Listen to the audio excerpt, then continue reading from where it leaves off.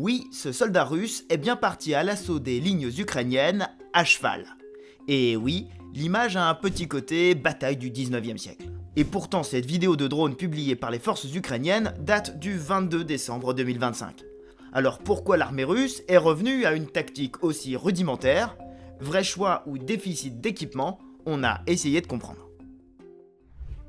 Une fois repérés, ces deux cavaliers russes n'avaient aucune chance face aux drones kamikazes ukrainiens. Ces soldats ont été ciblés dans une zone inconnue du champ de bataille, mais l'unité ukrainienne qui publie les images officie dans la région de Kharkiv, un territoire non loin de Kupiansk, une ville où les Russes sont à l'offensive. Dans un post publié sur les réseaux sociaux, les hommes de la 92e brigade indiquent que c'est la première fois qu'ils voyaient cela.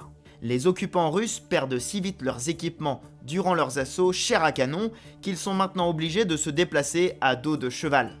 Il est vrai que les assauts répétés russes ces dernières semaines sont très coûteux en hommes et en matériel.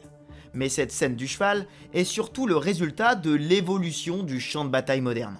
Le ciel ukrainien est saturé de drones et ces derniers mois, les Russes ont choisi de mettre de côté les spectaculaires colonnes de blindés lentes et très visibles qui sont souvent décimées par les aéronefs.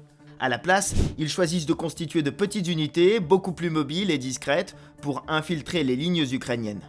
Le retour du cheval peut répondre à cette tactique. Les chevaux se déplacent sans faire de bruit et s'adaptent mieux à la boue que les véhicules, note Anatoly Tkachenko, un soldat ukrainien interrogé par le magazine américain Forbes. D'ailleurs, ne pensez pas que tout cela est improvisé. Dès octobre dernier, cet article du média russe Kommersant racontait les coulisses du retour du cheval dans l'armée russe. On y relate la formation à l'équitation de la 9e brigade de fusiliers motorisés. On pouvait lire ceci: on estime que l'instinct des chevaux les rend moins susceptibles de marcher sur des mines, plus aptes à se repérer de nuit et à évoluer en terrain accidenté.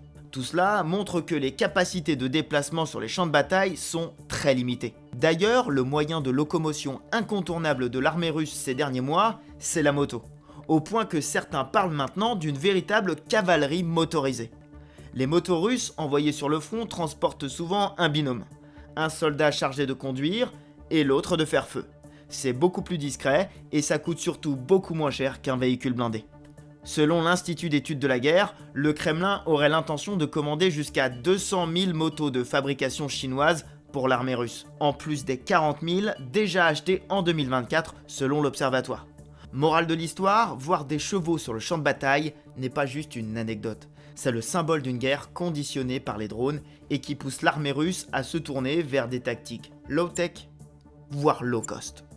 Il y a quelques mois déjà, des vidéos montraient que les Russes avaient aussi employé des ânes pour acheminer les munitions au plus près des lignes de front, le plus discrètement possible.